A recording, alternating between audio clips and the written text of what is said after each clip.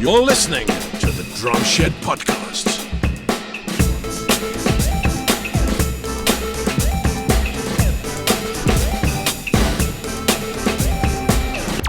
Welcome to the Drum Shed Podcast, and today we've got Christin Neddens again. Hello, Christin. Hello. Hi, Matt. It's so nice to see you again. Thanks for your time and for the invitation. I appreciate it. Oh, well, thank you. You're the busy one. I'm not.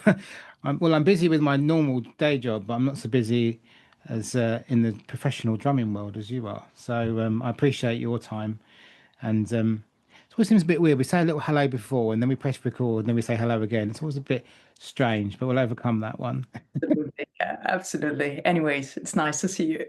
And you, whereabouts are you? You in home or you Hamburg? Or? I just got back from Romania Wow. there for vacation, but it was wonderful. And I'm still a bit in that world, but I feel totally relaxed. And yeah, now I'm back home in Hamburg and looking forward. The next weeks are not so packed, so I finally time to go back to my social media work. And yeah, I love creating videos and that stuff, but that always needs time. And yeah, really looking forward to that work. Yeah. I don't think, I mean, I'm sure people, more and more people are becoming to realize how much is involved in it. But, a short video, I mean, even at my level of little silly videos, short videos can take a lot longer than they obviously air for. You put them up for 30 seconds or a minute or whatever. But there's a lot of work goes into them, a lot of thought, and it's not accidental, is it? It doesn't just like ka-chow and then it magically appears. You do put a lot of effort into them, don't you? Yeah, absolutely. And I always try to change my strategy from time to time. So Mm. yeah, during these last month, social media, especially Instagram, changed the algorithm a little bit. And on the one hand, it's a pity that the people don't have so much attention anymore. And Yeah, yeah. um, that was really not cool because I really like to play along songs, and that means it takes time in a way. And with these short 7 to 9 seconds clips, I don't know, with the heel toe education stuff, it works. Mhm. These videos are. When I create these videos, they are normally not longer than 4 seconds or 5 seconds. That works, but I mean, I'm a musician and an artist, and I love music. And I was really thinking, like, okay, what can I do? And um, meanwhile, let's say since 2 weeks, I'm working on another strategy. So for 1 week, I make a plan, and then I work just on one song, but very precisely and with a lot of details and so on. And so I can combine that really good with my practice routine. Yeah. And I learn something, and then at the end of the week, I create a YouTube video, and from that YouTube video, I take some shorter excerpts or snippets and post it on Instagram, and that works better for me at the Yeah. moment. Yeah. Yeah, no, I totally agree. I mean, I know I'm not comparing myself with you in that respect, but I um I was talking to Tim Baltis the other day in the podcast, and he was talking about long form content and being, you know, he was thinking it was going that way where people are more interested in the long form on YouTube, obviously, than they are on Instagram. But my son sits there and watches YouTube all day long. If he could, he'd sit there all day long and just watch YouTube. And in fact, because he's 19 now, but when he was little, we didn't let him have a television. He had a television, but not broadcast. So he could only watch or play the Xbox or watch things through YouTube. And he's never really missed it. We watch television downstairs on the main television, what have you. But he always just sits there and watches channel, videos after videos of, but almost like a routine program of a YouTuber that is putting videos out. like in mostly in the car world. He watches videos of mechanics and cars and drift racing and all sorts like that, and also crafters like builders and people that make things. And um, so I think there is a real nice calmness about watching a long video and educational, and you buy into it, where you don't get that from the short clip, although you might get inspired to do something from the short clip, to buy something or to go and play something. But I get what you're saying. You record the long video and then take the snippets out for the other format, which makes perfect sense to me. Yeah. Yeah, for me, it felt at a certain point, if you just record these very short snippets, then it's like, okay, just 7 to 9 seconds doesn't have anything to do with playing drums, to be honest. I mean, time and time, feel and sound, it's really annoying also to record that. I don't know, because it always takes a while until you're in the flow, until you establish time and feel and everything. And yeah, that really annoyed me. And now I'm back in my routine, and I'm definitely more satisfied than before. Yeah. Yeah. No, I mean, the good thing about having short videos for me is that I can maybe do it okay for a short time, but I can't play for a long time without making a mistake. So, or I would only play a song that was the easy bit, and then the hard bit I'd mess up. So I could just cut the good. And I'm sure a lot of people, you know, have the similar thing where they put off the best stuff. Obviously, the bit where they went wrong, they might have missed it, um, or cut it off, you know. But sometimes what I do, I change camera angles. If it's a little mistake, I'll change the camera angle at that point.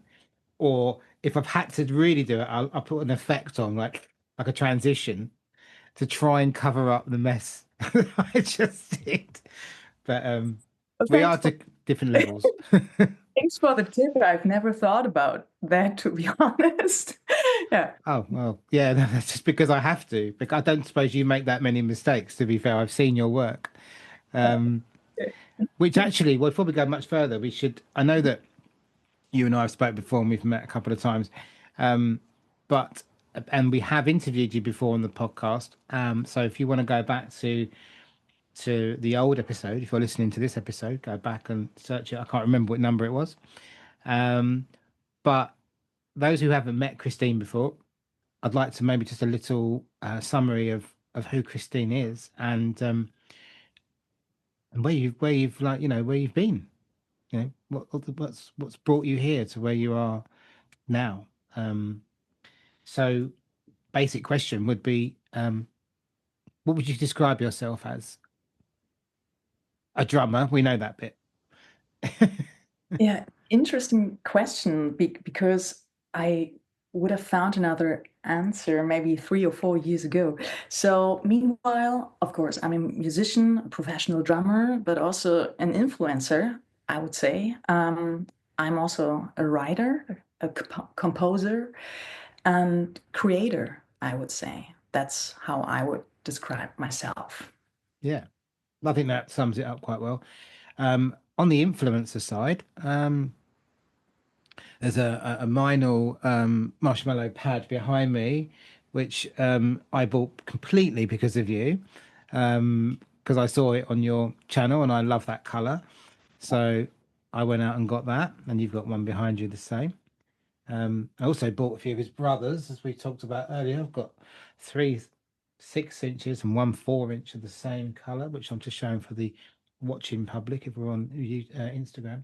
Sadly, I'm not wearing the right watch strap today. I normally have one that matches, so I've changed that. That's a bit of bad timing.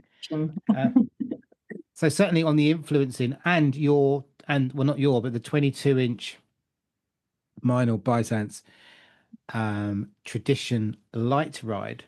That's Yeah. probably not in the right order, but that symbol I first saw on your channel, on your Instagram page, and I thought that looks amazing and sounds amazing.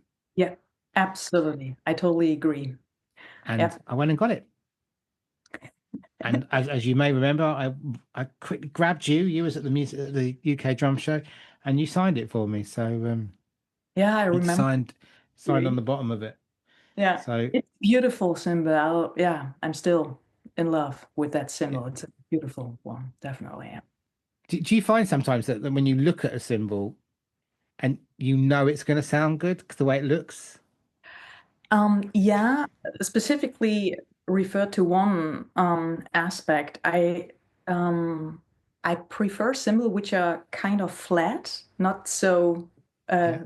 what's the name for that? Not so do mm, Bowed, curved. yeah, curved way.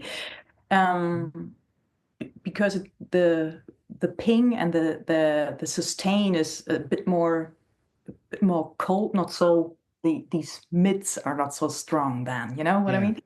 And yeah, the traditional light ride is perfectly in shape. I think the dome and how this 20-inch, it's a beautiful cinema, and also the color and the design is really, really great.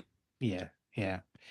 Yeah, and the other symbol that you've influenced me, but I haven't yet bought it. Only yesterday, I was in a rather famous drum shop in the UK, Graham Russell Drums, which do a lot of minor Yeah, symbols. yeah, wonderful. Um, yes, they are. And I happened to be passing while I was at work, and I mean, I was literally 20 minutes away from the shop. It's 2.5 hours away from where I live normally, and the 20 minutes was in the wrong direction from going home, but it didn't matter. So I just thought, "Oh, I have to pop down. I picked, I would have I, done the same. yeah, I The same. picked up some, I did pick up some vinyl stick and brush Zach Groove sticks, which are my Yeah. current favorite. Hmm. I've got about 10 or 11 pairs of them now. So, but yeah, so I went down there and they got a beautiful vinyl room upstairs. So I went, because you have to, because it's the law, which I did post on my Instagram saying it's the law. Um, and there it was, the 22 version of the club ride. Yeah. Hmm. Yeah. Now that symbol, you Mhm. made me like I fell for that symbol. So did Mike Dolbear. I remember him saying it Yeah. at UK Drum Show 23 Mhm. when you were on his stage. Yeah. I played the 20. 20-inch with Yeah. rivets, the flat ride, but the Yeah. 22-inch ride is also wonderful. Yeah, the definition, the stick definition is great on that symbol. It's wonderful, especially for trio settings and that kind of stuff. Yeah. Yeah, to be fair, I'm looking at the 20 rather than the 22. It's just the 22 was in the shop. And I've got quite a few 22s. So I don't even know if I've got a 20-inch ride. I don't think I've got a 21 transition ride. Worth having it, so I highly recommend it. Yeah, Of yeah, yeah. No, it's on the list. course, yeah. It's on the list. I will get it. And when I get it, I'll make sure I bring it when next time I see you. And you can sign that one for me as well. Of course, Because of it will course. be a Christin purchase. It will be because of you I bought it. So, Just to be fair, I think originally it's a Wolfgang Hafner signature oh, is series. it? Is it? Sorry. Yeah. Sorry, But Wolfgang. I take it as a compliment. And yeah, I mean, I've played it so many times, and meanwhile, it's not anymore in my setup, but for years it was Mm. definitely the main cymbals I always played. Yeah. It's funny. I'm going to say something I shouldn't really say on air, but my son had a 20-inch Zildjian. That's the word I shouldn't say. No, I'm joking. He had a Zildjian ride, a flat ZHT, which are not. I think they might be B12 or B8. Uh-huh. I'm not sure. I don't think they're brass. They're not brass, I'm sure. But he had a flat one. He still got it. He sold a lot of his budget symbols, but he's kept that one. He called it his magical ride, and it has got a little. It has got no rivets in it, but it's got a shimmer and it's got this sort of sparkle sound. But Interesting. it's a flat ride, the same as the 20-inch club. Okay. Because that reminds me of another symbol. Do you know that? I know that from Peter Erskine, he usually played that. It's the swish knocker. right? From Siljan, Swishnöcker. It's like it's half flat, but it looks like a China symbol with, and it has rivets in it. And that was also a very interesting symbol, but I've never seen such a symbol in other series or whatever. Oh, Swishnöcker. That was the name, yeah. maybe you So should speak to, you know, Norbert or Udo. um, but yeah, I mean that I had a left side ride. I had a Peter Erskine left side yeah, Zildjian ride with the rivets. Very, very dead symbol without the rivets. yeah, I had two. I had one with rivets and one without. I bought one second hand that didn't have the rivets, and it was a completely different symbol. interesting, yeah. But yeah, and my left side ride, because I'm left-handed, was a right side ride. Ah. It Okay. was over there for me. Um, but yeah, um, yeah. So that I did have those. I did used to have. I've had a lot of different symbols over my time, but I've Totally. definitely settled um, on the Meinl brand for lots of reasons. But Yeah. Mm. yeah, no symbols. So they they are a subject, but there are a lot of them at the shop I was at yesterday. A lot of Zildjian, a lot of Meinls and all sorts. But I really went to the Meinl room and had a go on the Benny Greb one, the new one, the 18 With that with the missing, notch. yeah. Okay, It's cool. called the notch. Yeah. Yeah, okay, yeah. Um, Need to check that out, yeah. yeah. I it's small. I mean, it's an 18, obviously. So one Really? of Okay. Yeah. yeah, my favorite crash actually his 18-inch thin crash. Hmm. Um, Yeah, so to see that as that size on a ride is it's unusual for me when I normally go for the 22s. absolutely. Yeah, the Yeah. smallest cymbal I play has 20-inch. So yeah, 20-inch crashes. And yeah, so then 18 or 16 feels very small. Yeah. Yeah, I, I can't really deal with 16-inch crashes anymore. Yeah.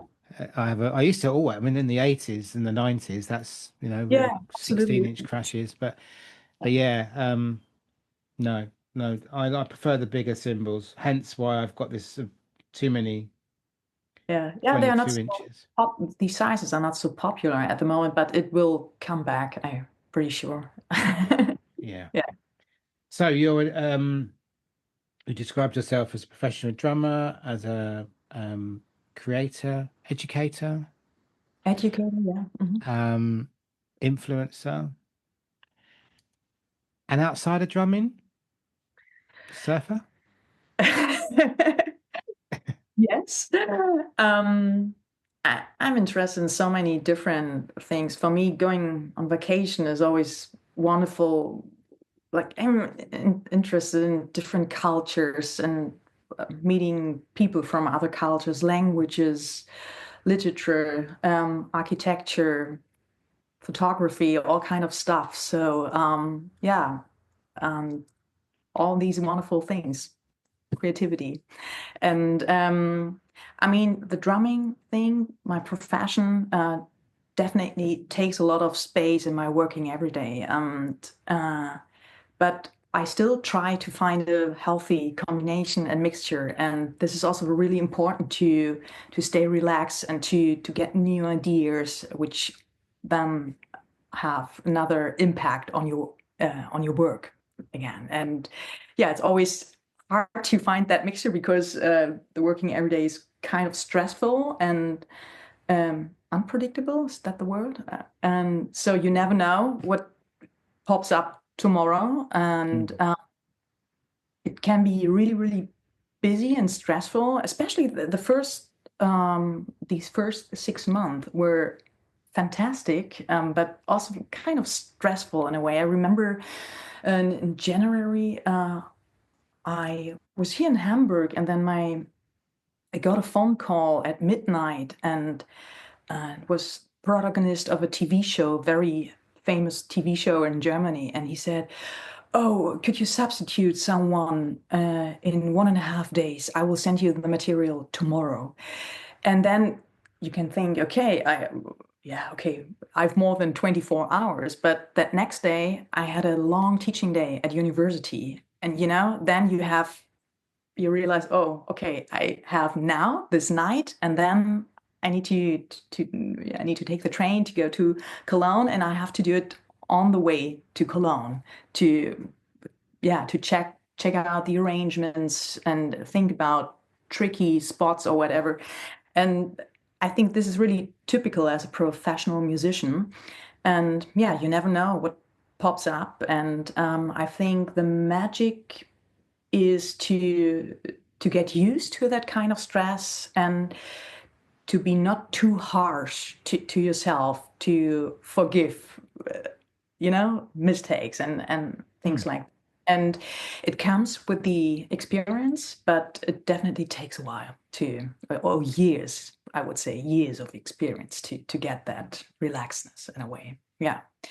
But it's what I really like is it's so diverse, my working routine. So the social media stuff is quite overwhelming, especially with these heel toe videos. Also on Facebook and on YouTube, a lot of videos, which is wonderful, go viral. And then the more people the videos see, the more questions and messages you get. And because there are a lot of also interesting questions, and I want to answer that in a professional way, but that always takes time. And I answer, I don't know, usually I would say between 100 and 300 messages every day just from social media.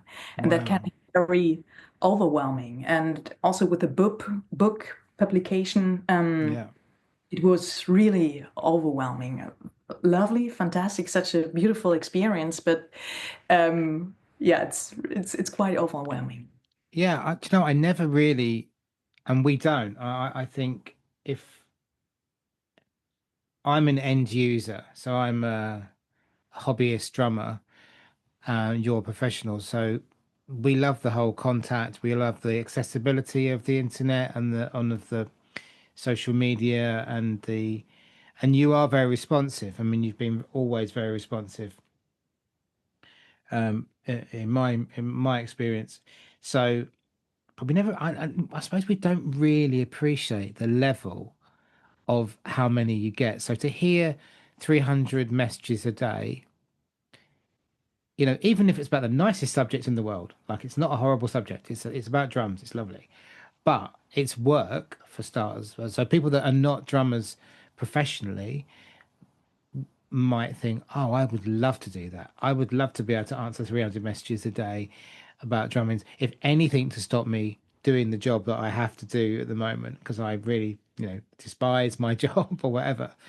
So, but from another point of view, when it is your job, it is your job as well as you enjoying it. But it's also, there's a lot of people asking questions at the same time. And yeah, I don't suppose a lot of us appreciate the pressure or the stress, especially if you care.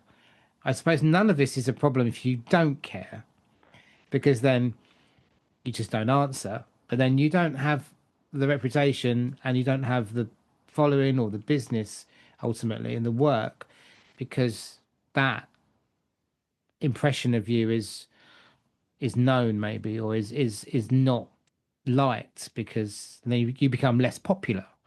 So yeah, a lot of pressure to keep relevant, I guess, to keep putting videos out and keep, working offline and online. You talk about teaching, you're not live streaming your lessons, are you? Because that's a private thing offline. Whereas people might not appreciate that you have that part of your day and your week as well as the bits we do see. Yeah. So yeah, sounds a bit hard work. It is. I mean, it's fun, and especially at the moment, because I post not only on Instagram, but on Facebook, 2 to 3 videos per week. Yeah.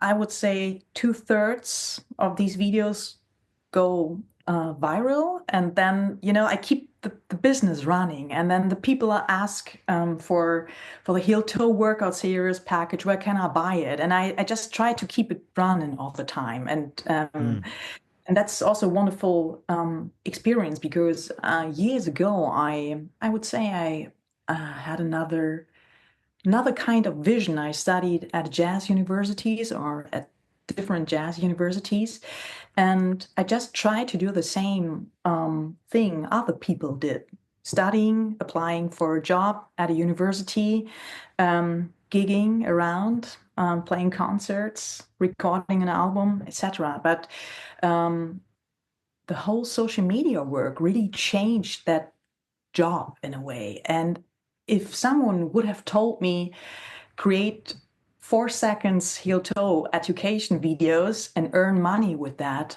I would have never believed in that. Yeah. It's And for me, it was a wonderful experience to create something, to have an idea. And I mean, with the book, it's the first physical product in my shop. That's definitely different, something very special. But yeah, a couple of months ago, was it August or September last year, I released that heel toe education package, just because I saw, okay, people really like it, and a lot of people are interested in that. And a lot of people ask me, hey, do you have education material, or do you have a book about that? I really want to learn that technique. And I just took the chance, and completely randomly, my brother is a programmer, and he programmed a shop for me. And he also said, Christine, you have to have a shop that would work. I'm pretty sure. Try that. And that was just a test. We had no idea if it works, or if it's successful in a way, and what means successful, if you're completely unexperienced. And then, yeah, I created that, and it turned out that a lot of people are interested in that. And still, I wouldn't say not every day, but every second day, every third day, someone buys it from almost every corner of the world, from Japan, Malaysia, Africa, of course, UK and the States. These are the top scorers, from everywhere in Europe. And that's so cool to see, not only because of the money. For me, it's more the pure value of, I don't know, sharing things, creating an added value for the community, to connect. That's the best part of it, I think. Yeah, that was a great experience. And I'm not so super interested in applying in a job here in Germany to teach at a university. I mean, I'm teaching at a university, but I know there are other options which tend to be a bit, or which focus a bit more the entrepreneurship, or an entrepreneurship position. And for creative people like me, I really like that. I prefer that. I think I'm my own boss, and I can. Working for yourself. Yeah. And that's such a wonderful experience. I haven't had it when I was younger. Yeah. I mean, it's very much, that would be a bit of a dream. I mean, years ago, I worked for myself as a web designer, back in the time when no one knew how to do it and everyone needed a website. So you could charge quite a lot of money because everyone needed one, but no one knew how to do it. And it was pretty much just a front window, like a shop window of the company, rather than, it was probably before e-commerce. I didn't really do a lot of e-commerce stuff, but it was more just design, and a bit like a Yellow Pages, if you like, advert, but just online. That was at the beginning. And I liked that. I liked being in like the entrepreneur, or going to a company, going to a restaurant and saying, you need a website. I even went to one once that had a website on their menu, and I said, I've looked it up and you don't have a website. It goes, no, we don't know how to do it. We just bought the name. So I said, well, I'll do that. And you can give me a few £100 and the equivalent in a tab, so I can come here and eat for free. So that was like back in the long back in the 2000s, early 2000s. Okay, But cool. but yeah, so I that entrepreneurial thing, working for yourself and not having to answer to people, and I think it suits creative people very much because often you feel restricted and well, I think restricted is probably the word. If you're creative naturally and you want to make something, you kind of want to do it your way. Um, and if you've got too many restrictions which prohibit you from expressing yourself the way you want to express yourself, Mhm. then there's an element of resistance and then sadness, ultimately, if you don't deal with it quickly, So, I absolutely agree. And I realized it when I sent books to Nigeria 2 weeks ago. And wonderful drummer from Lagos made a reel with that book, and it turned out okay. It arrived. That's the first thing. yeah, yeah, And I've never been to Nigeria. I was in Togo once. I played there on a festival, but yeah, I've never been to Nigeria. And you know, when you look back or when you realize what's going on in this world, there's so much dark stuff going mm, on. And in that moment, when another drummer from another culture um, has your book in his hand and talks about it and made a wonderful reel and said so many warm, wonderful, lovely things. And it's just it's yeah, I would say you cannot pay for it. yeah, It's rewarding, very rewarding. yeah, but also in the No, I way. mean like emotion, like Yeah, absolutely. In the way we are connected now, and in the way it creates an added value for the international drum community, it's totally amazing. Yeah, absolutely. well, that was so on my list of questions. That was one of the questions I've got. Obviously, the book. We're leading up to the book. Um, but one of my book questions, you kind of may have already answered it, but it was, what's the furthest reach that your book has, where's it gone to the furthest, or the strangest or the most unlikely country or unlikely place? And is that what you just said? Was it Lagos, Nigeria, or Mhm. Let me think about it. And there were a couple of corners in the world where I would have never expected that. So um, Malaysia, definitely, Nigeria, yeah, um, Japan, yeah, India, yeah, of course, also South America, Mexico, yeah, and uh, I don't know if that's the English word, Bermuda, this island in the Caribbean. Bermuda, yeah, Yeah. And I was like, wow, I wasn't aware of the fact that so many people know my account, and yeah, it's really cool.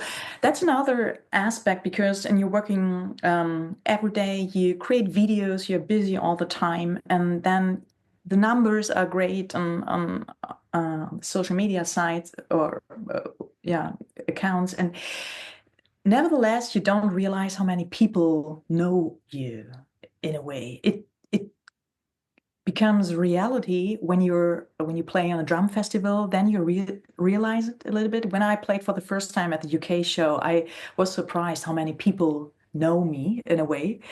And but now with a book, it's really insane because I mean, if people order in my shop, I will send it to them personally and I sign it and everything. And I see the address, and I write it on the envelope and everything. yeah. And then it becomes, yeah, real. And that means, well, I'll speak for myself, but I'm sure I'm speaking for a lot of us. It means an awful lot to hear you and to hear you say that, because there's always an element of I don't know, we might not believe that the person is shipping the book Mhm. themselves. We might not believe I mean, you've written on my book, which I have here in my hands, and very neat writing, very lovely, thank you. And it's also blue, not black, so it doesn't look like a photocopier, in that respect. Or it could be a colourful, could be a coloured photographer these days, of course. But I know it's not.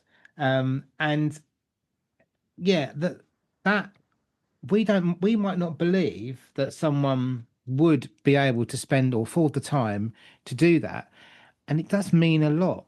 And I think the connection is what you've said a couple of times.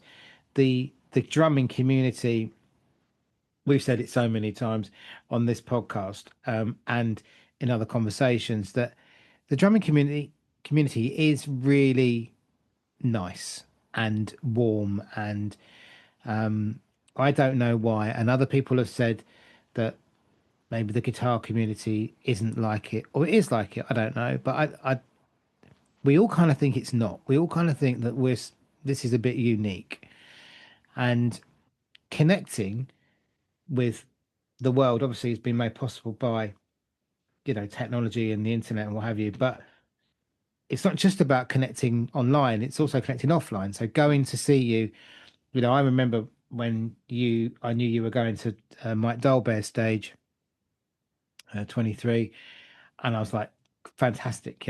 I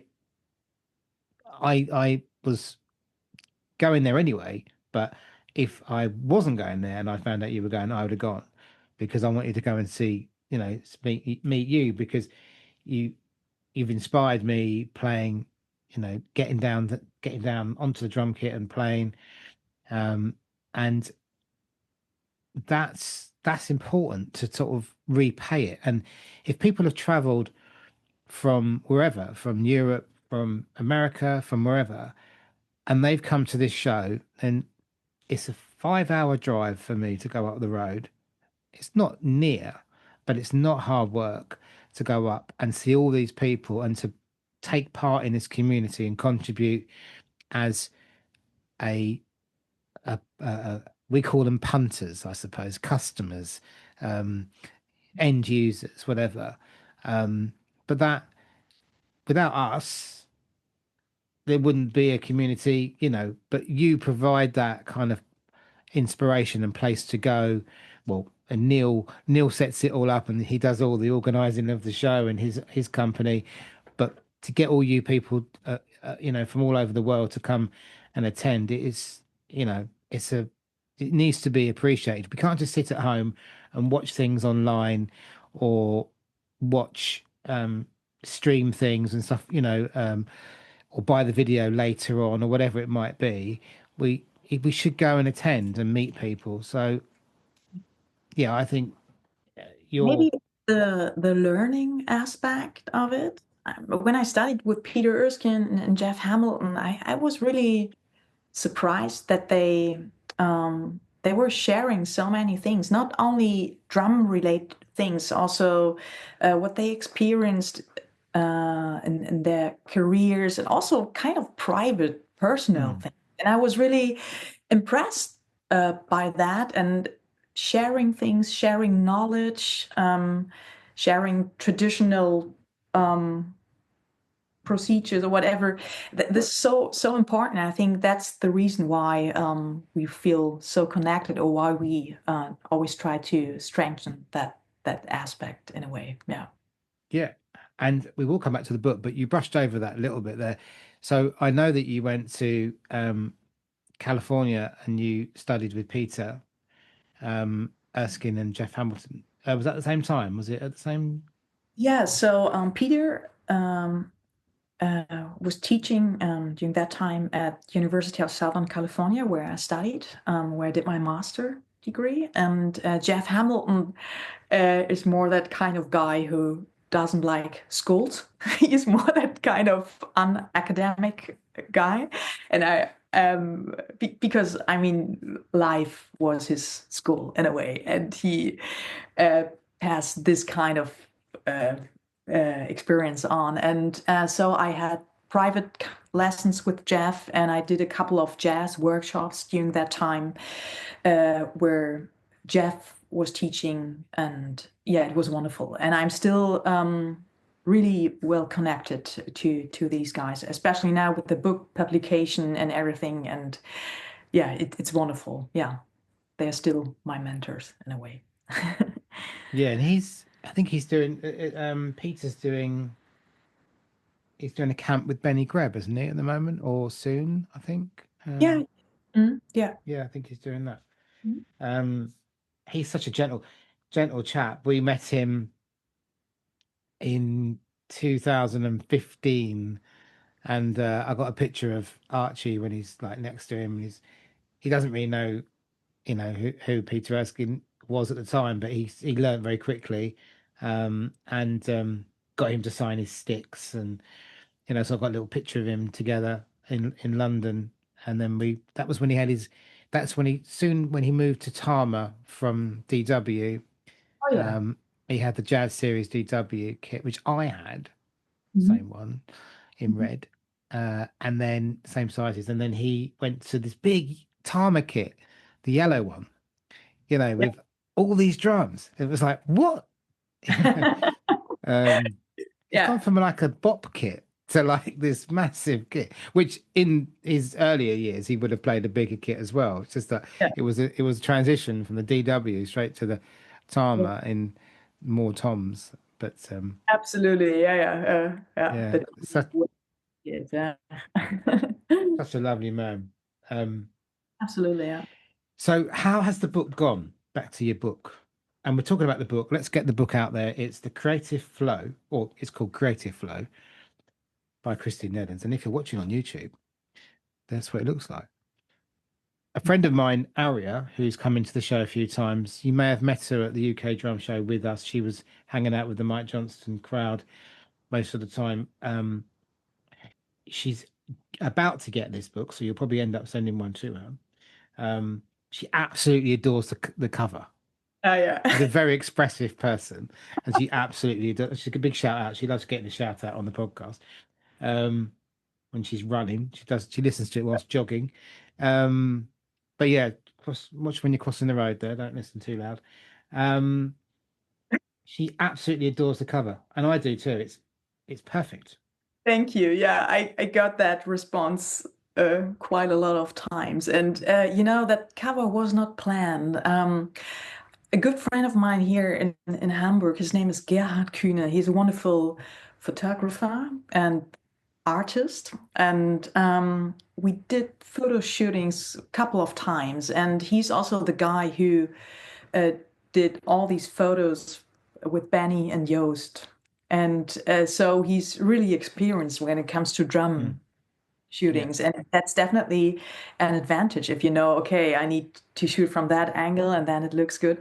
And so, yeah, meanwhile, we are friends. And it was more like, okay, I need press photos. So let's meet and let's hang. And yeah, so he's, when you in the middle of the process, it, he he has a very good feeling for positions and postures, and then and in 1 second he said, "Oh wait, we need a drink, like a lemonade drink," and so keep that body posture. I will be back in a minute. And then he organized some things, and he said, "Don't move, don't move." And then he did that shot, and he said, "Okay, that's it. Whatever. I don't know if you maybe for cover whatever, but that's all I want to say. We have that shot for today." And I was like, "Oh, okay." And it was not comfortable in that moment, definitely not. And I was like, "Oh, come on, hurry up a little bit." Yeah, bet. Then, yeah, it turned out, yeah, it's a wonderful shot. And I thought, okay, maybe that's a good book cover in a way. And he said, yeah, why not? Okay, let's do that. But it was not planned, definitely not. I just needed press photos in a way. No, it's great, and the way they've sucked the color out of the Tama bass drum and matched that blue perfectly. It's just I'm not a designer. I used to get involved in that kind of stuff when I was younger, but I appreciate it, and you can see the detail. Just the whole color composition is makes sense. It's not loads of colors. It's just done professionally, obviously. So Yeah. very I don't good. know if I'm allowed to share it, but it was just too funny not to share it. So Mike Johnston said to me, I'm now very German and very honest. Sickest drum cover I've ever seen. If I would go into a shop and I would see that cover, I would think whatever that chick is buying, selling, I buy it. That's what he said. And I was like, okay, cool. Yeah. Yes. And he knows what he's doing when it comes to art and photographs as well. So yeah. And Peter wrote also something really, really nice. And yeah, so that's the cover. Well, we should go past the cover really, but one of the things that I was going to say, and by all means, so I've had it a little while. I'll be honest with you, Christian, I'm not very good at my homework. I never have been since being at school. I think I may be more of a Jeff Hamilton from what you're saying. Um, yeah, I was always a bit of a anti-school. But one thing that I really liked, particularly, is on page 9, which I'm sure you're familiar with, which is where the taka taka taka taka and the takati takati takati. The Rhythm It's Pyramid. Yeah. amazing how much more sense it makes when you say it, isn't it? Like with Really? those, yeah, Yeah. to I was not me, sure with that page because on my musical path, I never used syllables in a way. I was just counting and singing in a way. Um, but my publishing company, we discussed that a bit, and they were, of course, interested in, in the fact that also a lot of beginners might buy or will buy that book, and they said to me, please do it a bit more or create a bit more, make it a bit more beginners friendly in a way. And so we decided to include that rhythm pyramid at the beginning and mm. to add these syllabus. And yeah, that's the reason. Well, I mean, I would, I would consider myself as one of the oldest beginners that's been playing since he was 16, but still a beginner very much so. But because I'm not very numerical, so I don't know if that's the right use of the word, but the counting and the numbers, I'm more likely to get lost Yeah. and forget than it's probably something to do with my undiagnosed condition. Um, but the the letters actually, and even because you see different people writing different words, like Benny says university for triplets, and my uncle always told me to say strawberry, Yeah. Yeah. strawberry, strawberry. Yeah. But um, these Takadimita,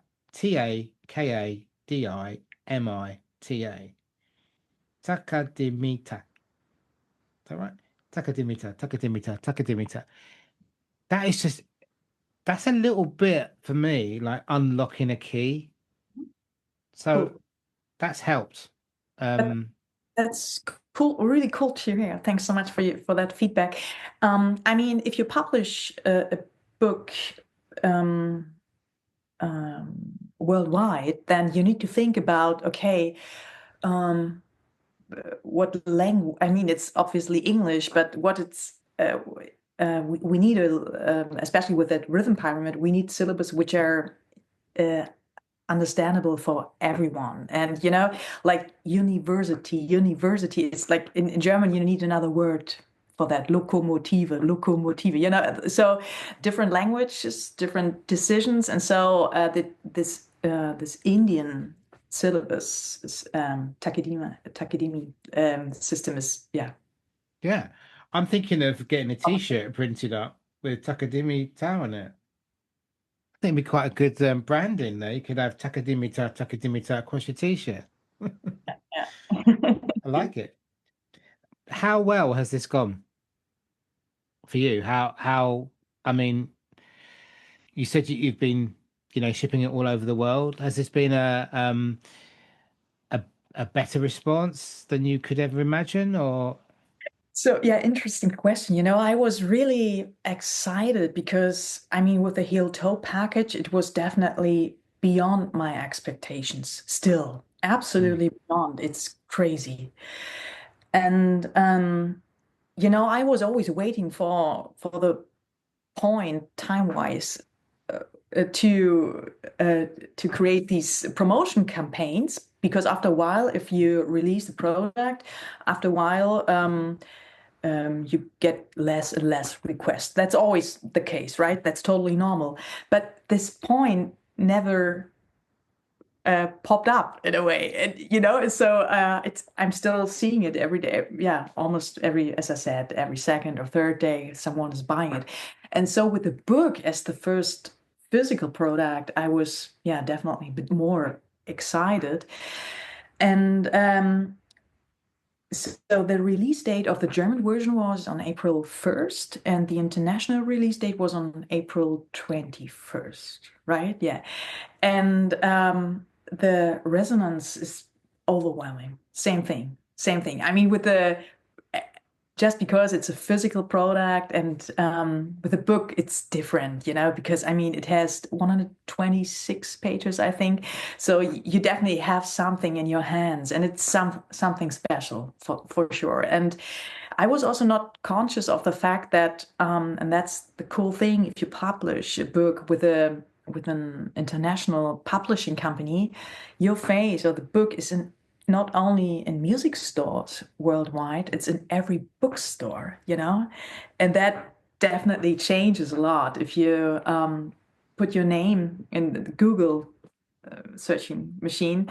yeah. Your name is seen in so many bookstores worldwide, and also your photo. And I mean, I'm on the cover, so yeah, you're definitely a bit more well known Yeah. afterwards. So No.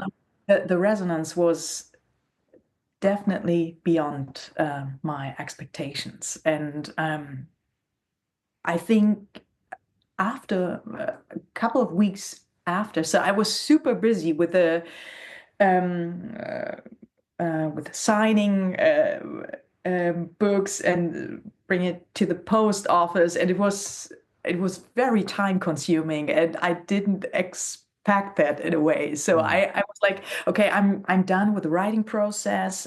We are done with the layout and with the design, and I thought on the day of the release day, okay, now I'm off, I'm done. But then the whole work started, and that was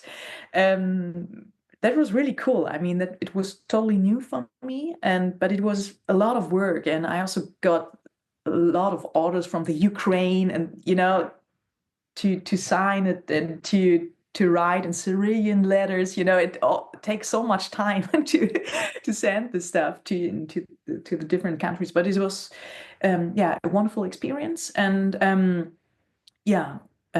So let's see. But I'm more than satisfied, definitely. Yeah, yeah. all I can So say. it's 127 is the last page, but it's that's the recommendations and stuff at the back. But yeah, it's a beautifully presented book, and it's a nice size, it's nice weight. Obviously you've spent time making sure that it comes out nice, and it's not, sometimes they don't come out how you expect them. But it is a beautiful book. Would you ever consider doing a like take a section from the book and do a little online version, or some kind of, I don't know, like a supplement, Mhm. like a focus or drill down on a particular section, um and then I don't know, I just, because this is enough to last a long time, isn't it? This Yeah, is going to yeah. last for years. Yeah, absolutely. And that was also the plan.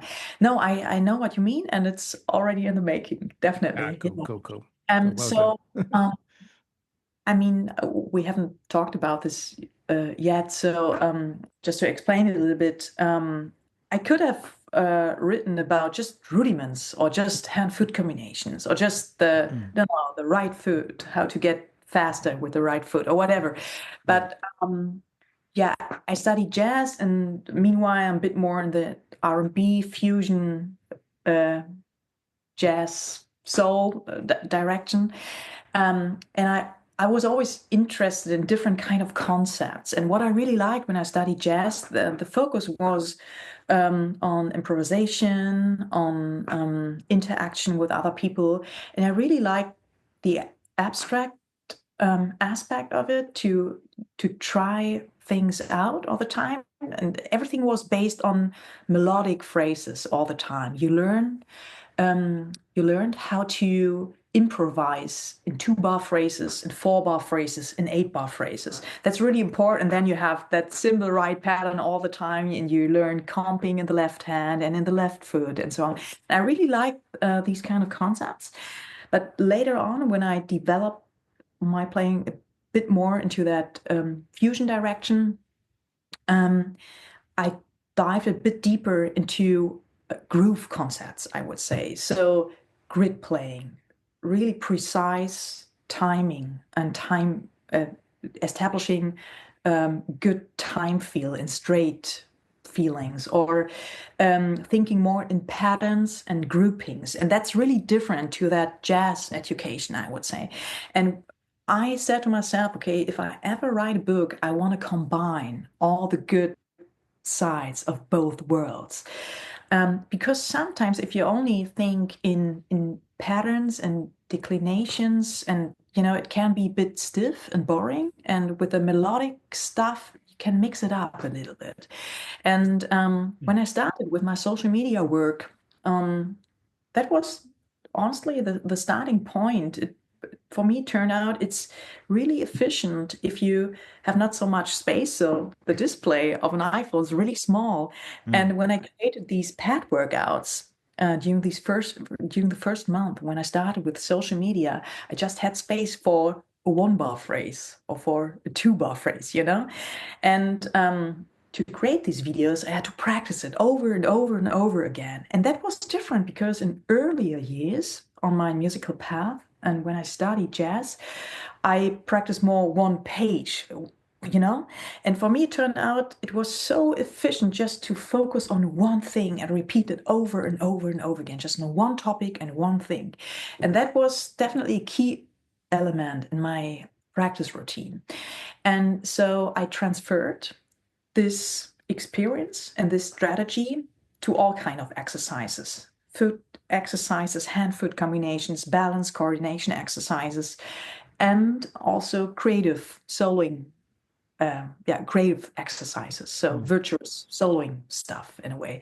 And so the book is just after years, I would say, a result of everything I collected. I mean, I've been teaching at university for meanwhile 7 or 8 years. I started early. I was still a student when I started teaching universities.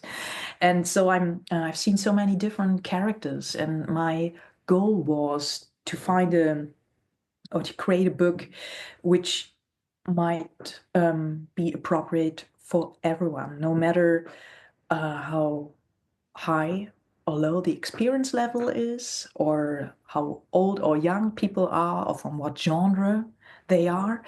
So really basics, which are very simple but quite complex at the same time. And so my idea was, okay, let's create a practice routine which might be super efficient, no matter from where you are and who you are.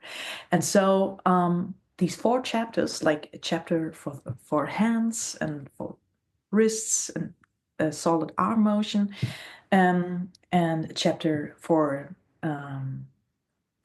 foot exercises and hand-foot combinations, so more of that coordination and balance stuff. And then the 3rd chapter, which is the core of the book, time flow exercises. So how to establish a steady time flow, how to establish a strong inner clock. And the 4th chapter, creativity, soloing, how to develop a melodic solo in 3 simple steps. And then you have a very diverse practice routine, and you can also start here or here or here, or you just grab a few exercises and practice that for 1 week, and it's a definitely a book you can use your whole life. It's a lifelong thing. And I suppose you could just take one. If you go on holiday, just take one book, don't you? yeah. Just get rid of all the others. Sorry. Go on. And everything is based on 2 or 4 bar phrases. That's still that still comes from that Instagram work, I would say, because it turned out super efficient, and so I kept that idea. And when I have, especially with beginners, it can be very overwhelming. I would also say it's definitely a bit easier if you're a bit more experienced with that book. But even if you're a beginner and definitely not experienced, you see, for example, in the first chapter, the first exercise, which this is, I think, a 3-bar phrase. That's an exception, but usually it's a 2-bar phrase or a 4-bar phrase. And you think, come on, it's just 2 bars. I will be able to play that. It can be a motivation behind, because you don't have a page full of notes. And I always try to cap that idea throughout the book. Yeah, like if you've got, I suppose you can see the light of the end of the tunnel, as they would say. If you have this unknown or this just massive task in front of you, it can be daunting and it can put you off. I think that's always been an issue for me. Like if I've had to read a load of stuff in one go, or if it's not spaced out, if there's a page of words like this, top to bottom, left to right, no gaps, I'm just out. So like having it spaced out. So you said it, you named it. The design is really important. I mean, I've been playing, or I played in a lot of big bands, and sight reading, that's another topic, but that was always important for me and for my working every day. And I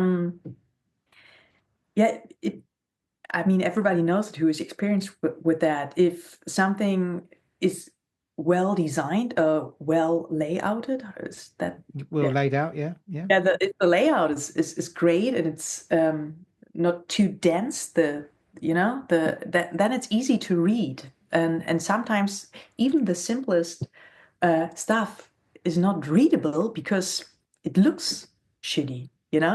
Scares you away. Absolutely. And clarity is an important thing. If you learn something, you're faster if you find clarity in things, and for that, and it rewards you quicker. I'm getting a little bit carried away with analogies, but it could be a little bit like tapas rather than a big dinner. So you've got lots of little bowls. That's what tapas is, isn't it? Yeah, lots of little bowls of tapas. So you can do that one, but actually, you eat the same amount. But if you had a big plate in front of you, you'd be like, "Whoa, no way!" Yeah, true. yeah. I think that's a really. I think it's not appreciated as much as it should be, because education there's not one way to do it for everyone that fits everyone, but it's got to be achievable. And if it's not, it's got to be rewarding and achievable and relatable.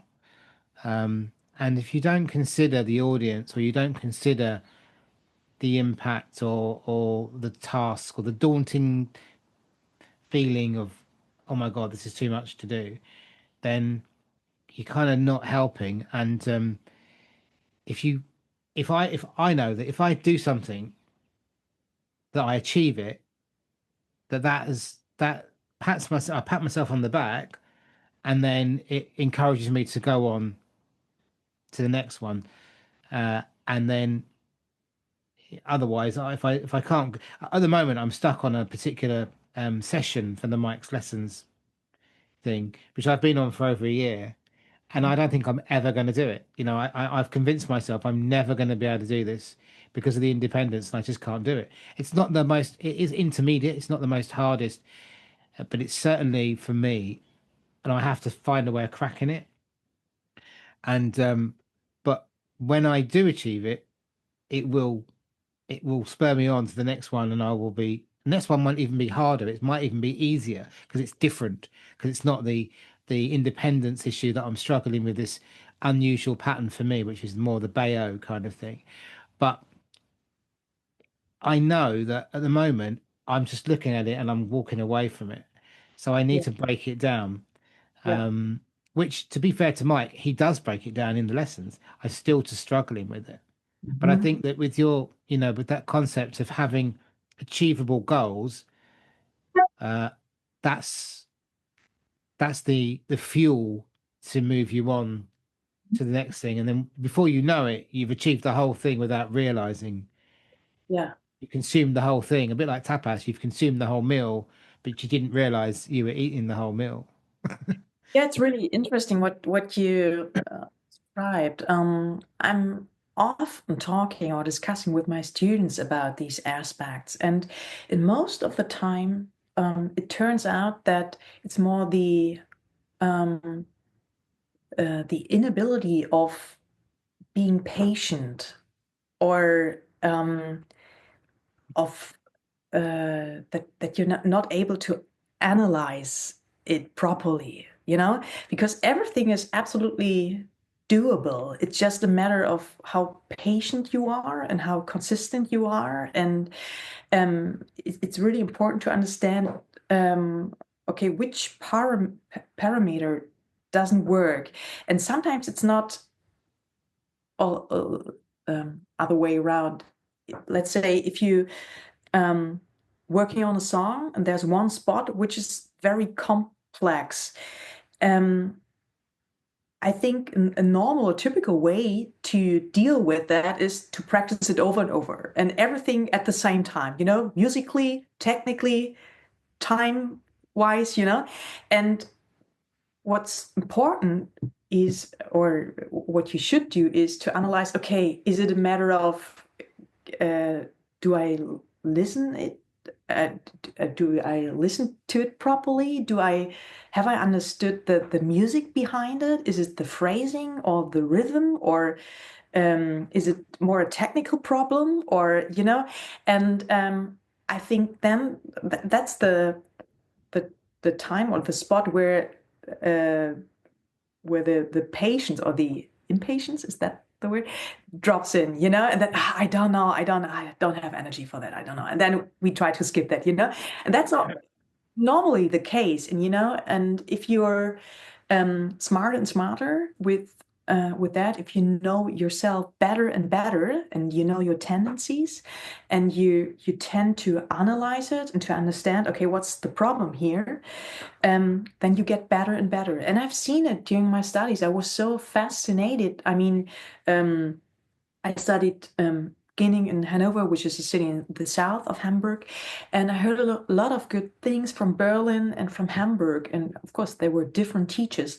And sometimes I saw friends or colleagues of mine who started at the same time, and within 2 years, they were so good. And I was like, what? That's insane. How could it happen? So a good education definitely has an impact on people. And I think the reason why we still believe in that kind of superficial system, yeah, okay, there are a lot of people who have talent and the other people don't have so much talent. It's a matter of talent. It's just uh, more about, yeah, finding a shortcut for an explanation, Yeah. It's definitely important how we practice. And I also read Benny's book about the practicing or The green efficient. one? Yeah, Yeah, yeah, I've got it. Yeah. just because I mean it was also um, similar to my topic in a way, different but similar at the same time. Yeah. And he also talked in his book about how much time we are in our practice room and we think, Wasting the okay, time. yeah. It's practice time. No matter what I'm doing in my practice room, that's practice time. And then we're cheating in a way. We say to ourselves, "Oh, I practiced 6 hours. There was 6 hours in my room," but at the end, it was just maybe 20 minutes we practiced, And Yeah. if that comes, if that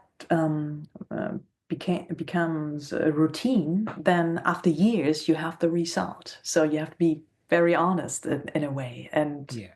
yeah, efficiency is super important. It makes a difference at the end. Yeah. Yeah. I've got Benny's book, and I um also got the audio book. Mhm. So I listen to that quite a lot when I spend a lot of time in, so I'm far away from the mic. I spend a lot of time in the car. Uh-huh. I spent 3 hours in the car yesterday going to a visit that I had to do, a meeting.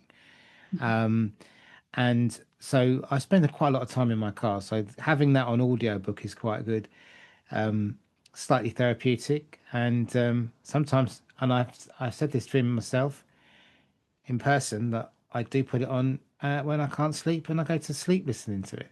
Not because he's boring me to sleep, but because he's quite soothing, and actually I'm a bit of a believer it might actually go in a little bit as well. But I took a lot about what he said about wasting time in the practice room.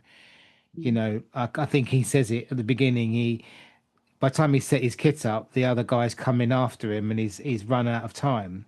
And it's about going into practice or going into play, two different things, obviously, and being prepared, knowing what you're going to practice, and being organized. That's what he talks about, isn't it? Education is just getting through, isn't it? I remember at maths, I was rubbish at maths, still am. I had one teacher that didn't last very long, but for the first time, the way he connected with me, I was learning maths. And sadly, he didn't last, and he moved on, and I didn't do very well. But I knew that if he'd had stayed my teacher, I would have actually done better at school, because I Mhm. connected with that person, and the way he taught worked for me. Yeah, yeah. And finding that in when you've got anything to learn, whether it's drums or guitar or English or German or whatever it might be, you need to learn. You're okay with German. That's me that needs to learn that. Um, it's about how you connect and how you relate to that person. And how they unlock the potential in yourself.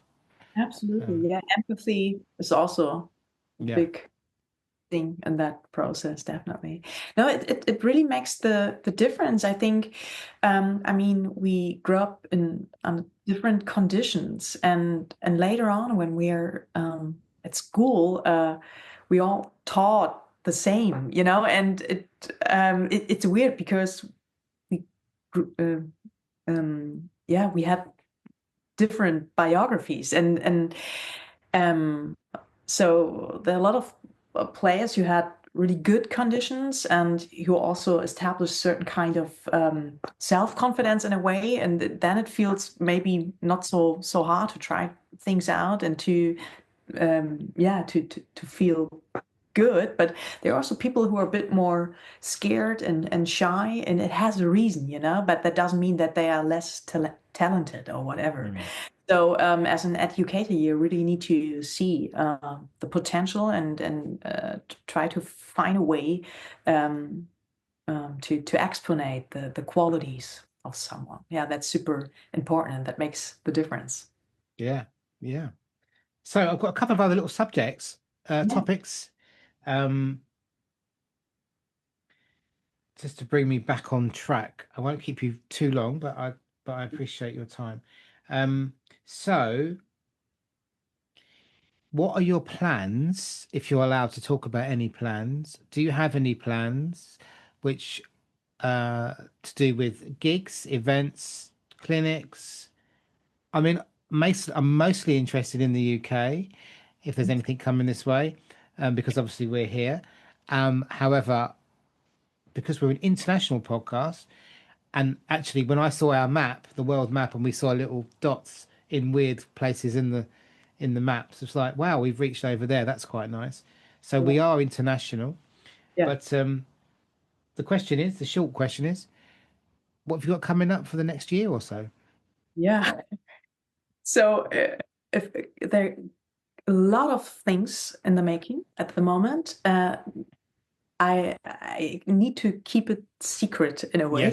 Yes. But I can give a bit of an overview. So, I mean, this year has been absolutely amazing. I played a clinic in the Ukraine in April in Kiev, which was insane under these conditions. I mean, there's a war Yeah, I bet. really extreme on every level. So I was like, okay, that's a kind of interesting start into this new year.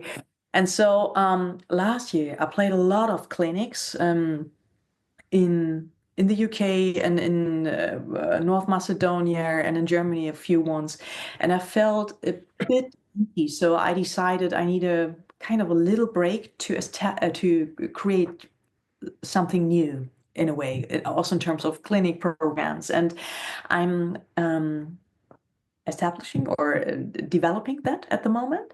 And so looking forward to these next weeks where I'm a bit more flexible time-wise.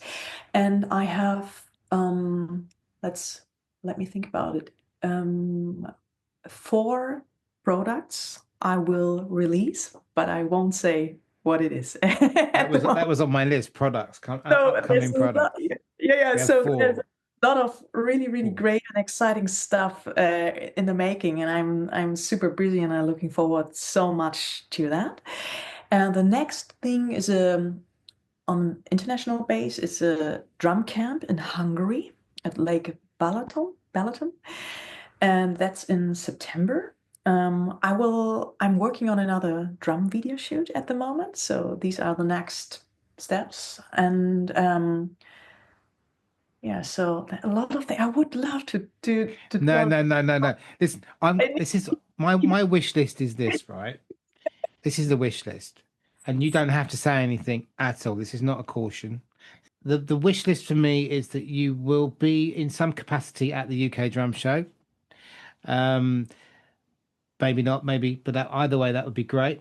That's maybe Europe Drum Show, and I didn't go this year. Last year, when was it? In It was January or February. it was this year, wasn't it? It was this year. Yeah. Mhm. Yeah. Yeah.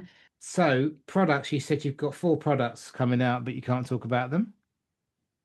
Yeah. That's fine. So generally, refer to products and new education material, but also drum video projects and artist in residence projects, clinics. There's a lot of stuff in the making, and I'm super excited. But it would be too early to share that here. No, and I'm not pushing you. Don't get me wrong. It's just it is. I think you've nailed it. It's exciting, isn't it? It's exciting for us. It's exciting for people like myself. Maybe I get a bit overexcited quite easily, but it is an exciting business. And actually, being inspired by music, not just drums, but by music, is exciting. And I think it's in some ways it's an escapism from something, or it just takes you somewhere else. But yeah, so I think it is an exciting world. And you're a massive part of it. So I really appreciate all that you do for the community and your videos, and you're on top of it. You're on Facebook, you're on Instagram, and just do a little bit of that, shall we? So on Instagram, you are at Christin Neddens. Christin.Neddens. Yeah. Oh, we did this before, didn't we? I got it wrong last time. I remember that.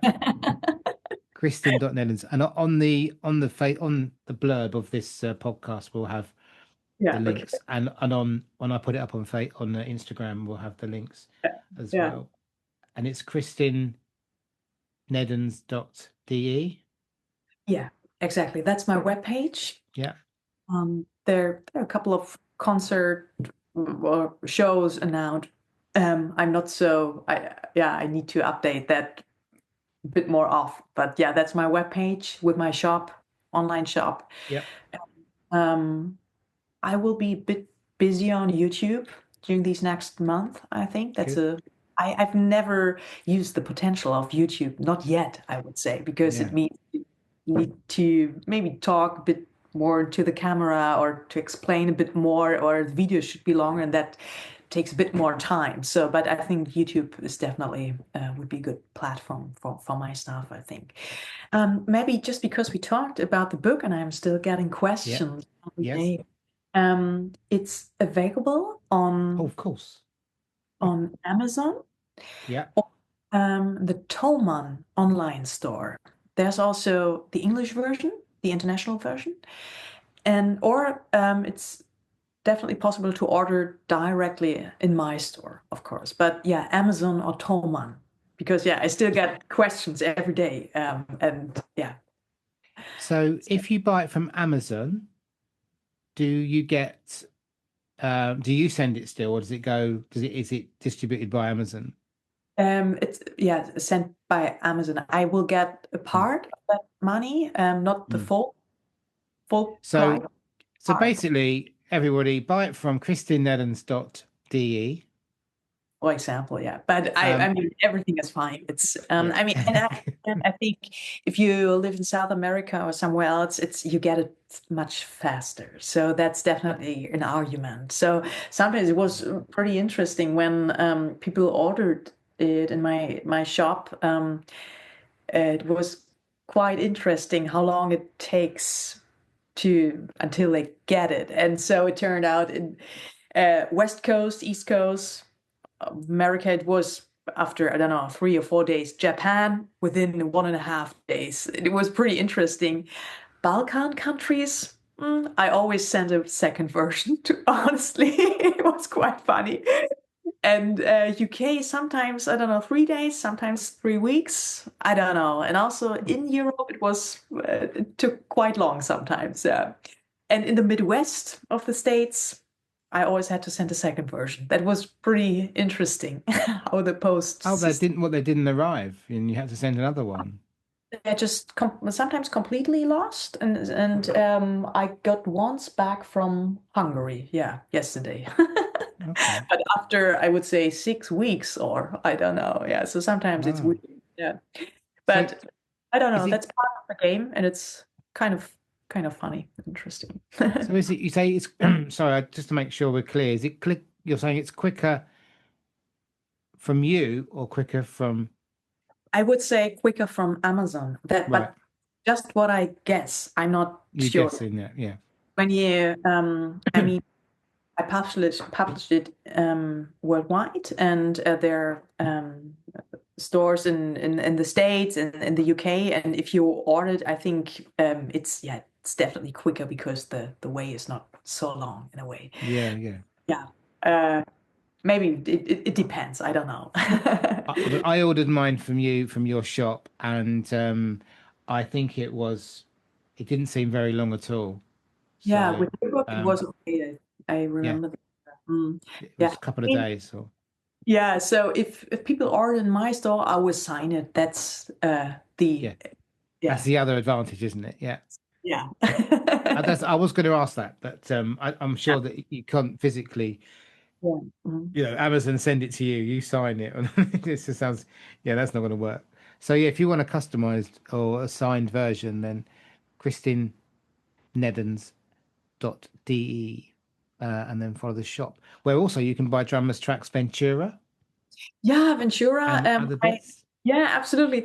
So I published that music track last year in September, I think, and I didn't promote it that much. I should promote it because people are still asking for music and nice play-alongs and well-produced play-alongs, and it's just because it was overwhelming and I had just no time. There's also a transcription of the version I played and a video, and so yeah, a lot of really cool things are downloadable, and yeah, looking forward to the next month because then I will publish a few more really cool things. Good. I'm looking forward to that because I got the Ventura. I played it and posted it, and I Yeah. can't play. Well, I say I played it. I did a version of it. Everyone that I play along to, I just do it in the way that I can. Yeah, that's wonderful. It still happens to me nowadays from time to time that I check out when I check out a video, analyze the playing, and sometimes I try to adapt things, and I will do it on my own then. But sometimes it really happens to me that I didn't notice or didn't realize in that moment that it's super tricky to play, super difficult. And until that point when I sit behind the kit, and then I'm like, oh wow, coordination wise, that's so hard. I couldn't see it. I wouldn't have guessed that. So it still happens to me. That's totally normal. Yeah, I mean, I was saying this the other day in the podcast. I don't think anyone, wherever level you're at, I would like to think that most drummers, even if they're at the highest top of their game, they still know they've got more to learn, and they still probably not always 100% happy with what they're doing, even though other people would be like, Yeah. you are a god, So, Yeah, absolutely. but And that's the worst, but also the best part of it, I think. And I think you realize it later that the way or the path never stops. It goes on and on and on and on. And that's such a cool thing that you can learn everything. Whenever I'm back home, like now, and I'm a bit more flexible time-wise, looking forward so much to practice, to be back in the practice routine, to establish something new. That's for me also very important in my process as an artist, and also to have the time to develop. That's really important. If you just play one clinic after another clinic, it's always the same program. And I mean, I always try to mix the songs and to find a new way to explain things. But if you don't have time to practice and to develop and to think about and to reflect things, then it's really hard. You get stuck in that thing. You're by yourself in a way. Yeah. Well, I'm going to be going to Portugal at the end of this month, and what's going to be coming with me is going to be maybe the hand. This. Yeah. Okay. Yeah. This. The first chapter. And my sticks, and I will be, what I always do when I take a book, I'll be posting this all over social media in Portugal. And yeah, I will be taking, in fact, when you're away from your drum kit and your other distractions, sometimes that might be the best time to actually focus on something you need to focus on, because I get distracted by the beautiful gold symbols of the Meinl Byzance range that I have, and all my lovely drums sort of like put me off. So yeah, especially these short mini workouts in the hands in motion chapter are really good to focus and to come back to a routine in a way, because it's definitely doable and you can handle it very easily in a short amount of time. Yeah, because the exercises are so short. Yeah, well, that's and also so is my attention span, which works perfectly for me. Yeah. So cool. Okay, well, I thank you very much. It was a pleasure, Christine, for coming. I hope it was kind of understandable what I tried to say. It's very understandable, yeah, and I really appreciate you've come back to speak to us again. And like, as a shameless plug, we do want people to support the industry and the drummers, so we want people to hear about these things and check these books out and check out Christine's products. She's got some lovely music to play along to. She's got some lots of heel toe exercises to download, and she's got a book. And just check out Christine if you haven't already. So thank you. Thank you, Matt. It was a pleasure. Hope to see you soon first. Hopefully see you very soon at some point, but we can't say where, just in case. We're not allowed to say anything. Right. Thank you. Thank you.